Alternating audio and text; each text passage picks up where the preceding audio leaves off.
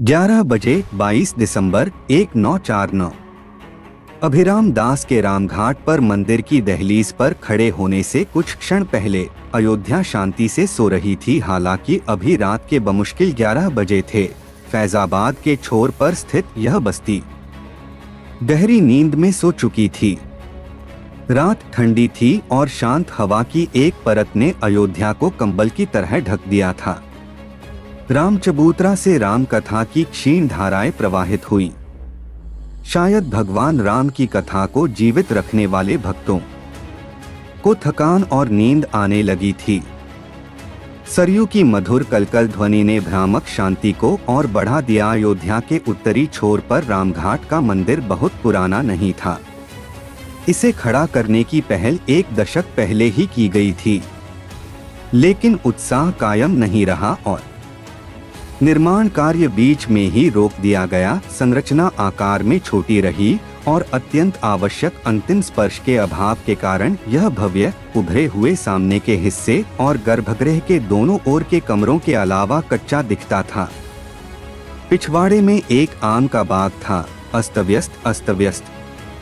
लगभग 1 किलोमीटर दूर अयोध्या की जीवन रेखा सरयू नदी अपनी तटरेखा के दोनों ओर रेतीले विस्तार के साथ बहती थी। आधी बनी ईंट की सीढ़ियों पर चढ़ते समय अभिराम दास लड़खड़ा गए। दीवार पर लटके मंद रोशनी वाले दीपक की छाया में खो गए, लेकिन संभल गए और मंदिर के बगल वाले कमरे में प्रवेश कर गए।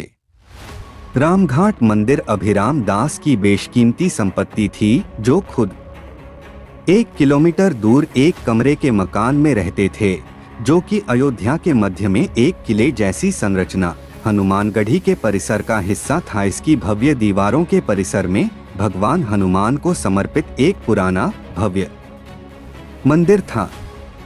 हनुमानगढ़ी के चारों कोनों में से प्रत्येक पर गोलाकार बुर्ज इसकी संरचनात्मक सुंदरता और कलात्मक भव्यता को बढ़ाते हैं।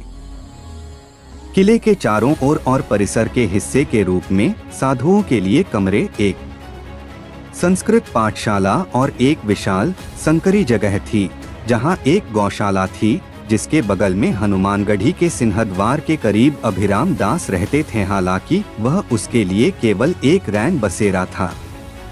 अपने जागने के घंटों में अभिराम दास की असंख्य व्यस्तताएं थीं और रामघाट का मंदिर हमेशा उनमें प्रमुखता से शामिल था।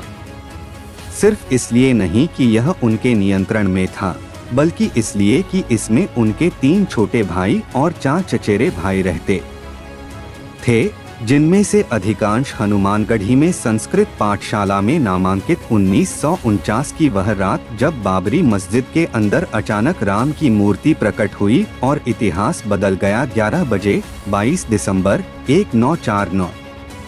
अभिराम दास के रामघाट पर मंदिर की दहलीज पर खड़े होने से कुछ क्षण पहले अयोध्या शांति से सो रही थी। हालांकि अभी रात के बमुश्किल 11 बजे थे। फैजाबाद के छोर पर स्थित यह बस्ती गहरी नींद में सो चुकी थी। रात ठंडी थी और शांत हवा की एक परत ने अयोध्या को कंबल की तरह ढक दिया था। राम चबूतरा से राम कथा की क्षीण धाराएं प्रवाहित हुई। शायद भगवान राम की कथा को जीवित रखने वाले भक्तों को थकान और नींद आने लगी थी। सरयू की मधुर कलकल ध्वनि ने भ्रामक शांति को और बढ़ा दिया। अयोध्या के उत्तरी छोर पर रामघाट का मंदिर बहुत पुराना नहीं था। इसे खड़ा करने की पहल एक दशक पहले ही की गई थी, लेकिन उत्साह कायम नहीं रहा और निर्माण कार्य बीच में ही रोक दिया गया। संरचना आकार में छोटी रही और अत्यंत आवश्यक अंतिम स्पर्श के अभाव के कारण यह भव्य उभरे हुए सामने के हिस्से और गर्भगृह के दोनों ओर के कमरों के अलावा कच्चा दिखता था। पिछवाड़े में एक आम का बाग था, अस्तव्यस्त। लगभग 1 किलोमीटर दूर अयोध्या की जीवन रेखा सरयू नदी अपनी तटरेखा के दोनों ओर रेतीले विस्तार के साथ बहती थी। आधी बनी ईंट की सीढ़ियों पर चढ़ते समय अभिराम दास लड़खड़ा गए। दीवार पर लटके मंद रोशनी वाले दीपक की छाया में खो गए, लेकिन संभल गए और मंदिर के बगल वाले कमरे में प्रवेश कर गए।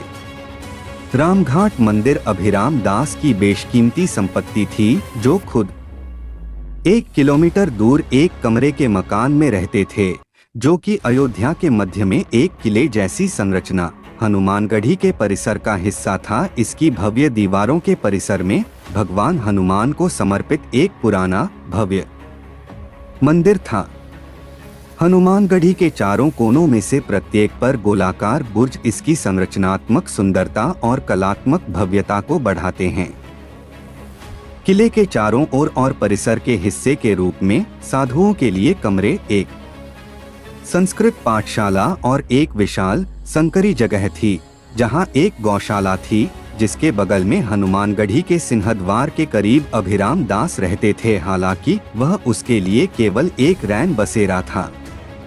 अपने जागने के घंटों में अभिराम दास की असंख्य व्यस्तताएं थीं और रामघाट का मंदिर हमेशा उनमें प्रमुखता से शामिल था।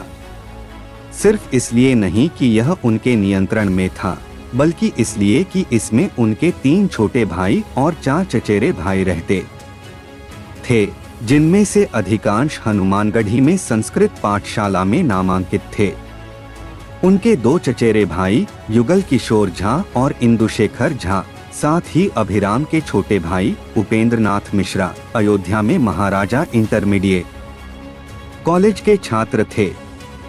अभिराम दास के रिश्तेदार गर्भगृह के बगल के कमरों में रहते थे और भगवान राम को भक्तों द्वारा दिए गए प्रसाद पर जीवित रहते थे। उन्होंने अभिराम के लिए भी खाना बनाया। दिन में 3 बार वे उसका भोजन उसके कमरे में ले जाते थे। गर्मियों में चिलचिलाती धूप, सर्दियों में बर्फीली हवाओं और बरसात के मौसम में भारी बारिश का सामना करते हुए एक साधु के रूप में अभिराम की अपने विस्तृत परिवार से निकटता अप्रत्याशित थी। उनके अंदर का तपस्वी अक्सर ऐसी मानवीय कमजोरियों के प्रति आगाह करता था, लेकिन उनसे पार पाना हमेशा उनके बस की बात नहीं थी। फिर भी उस रात रामघाट मंदिर का दौरा करना उनकी मूल योजना का हिस्सा नहीं था, क्योंकि वह 16वीं शताब्दी की मस्जिद के अंदर भगवान राम की मूर्ति स्थापित करने के लिए निकले थे। नहीं, उसके भाई और चचेरे भाई इस विषम घड़ी में उसे उसके दूसरे घर में देखने के आदी थे, क्योंकि किसी भी अन्य साधु की तरह उन्हें बिस्तर पर जाने और जल्दी उठने की आदत थी। दरअसल अभिराम दास के लिए भी यह अजीब था। अपने मित्र रामचंद्र दास परमहंस, जो उनके गुप्त मिशन में उनके साथ जाने वाले थे, के अचानक गायब हो जाने के कारण उन्हें अपनी मूल योजना बदलनी पड़ी।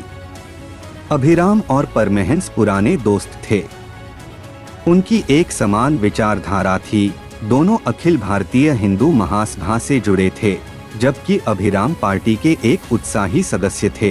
परमहंस इसके शहर अध्यक्ष थे और इस राजनीतिक संगठन में केंद्र के ठीक ऊपर एक पद पर कब्जा कर लिया था। नाथूराम गोडसे द्वारा महात्मा गांधी की हत्या के बाद दबाव योजना के मुताबिक परमहंस को भोजन के बाद रात 9 बजे तक अभिराम दास के हनुमानगढ़ी स्थित आवास पर पहुंचना था। उन्हें बाबरी मस्जिद में एक साथ जाना था, जहां एक अन्य साधु वृंदावन दास भगवान राम की मूर्ति के साथ उनके साथ शामिल होने वाले थे। बाबरी मस्जिद में उनका प्रवेश आधी रात से पहले होना था, जब पहरा बदला जाएगा। फिर तीनों को 16वीं सदी की मस्जिद के अंदर जाना था। उसके केंद्रीय गुंबद के नीचे मूर्ति रखनी थी और अगली सुबह तक पूजा स्थल को अपने नियंत्रण में रखना था।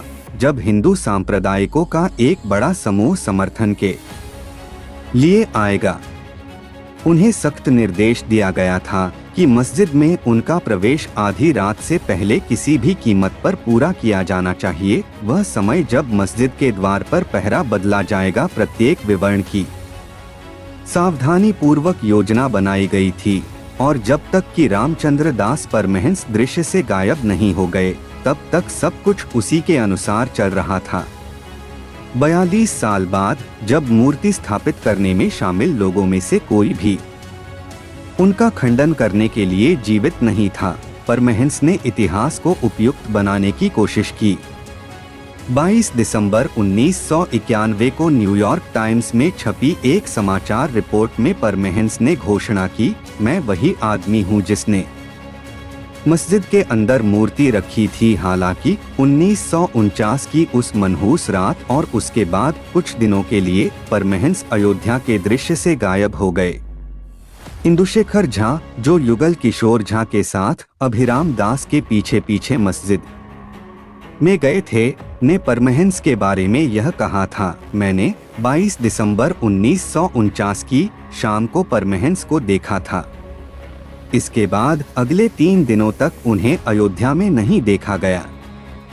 फिर भी वह वही था जिसने उस घटना से अधिकतम लाभ उठाया। 1949 के उन अनिश्चित क्षणों में अभिराम दास अपने हनुमानगढ़ी निवास पर रात लगभग 10 बजे तक रामचंद्र दास परमहंस का इंतजार करते रहे, जिसके बाद वह अपने दोस्त की तलाश में निकल गए। परमहंस अयोध्या के रामघाट इलाके में एक मंदिर में रहते थे।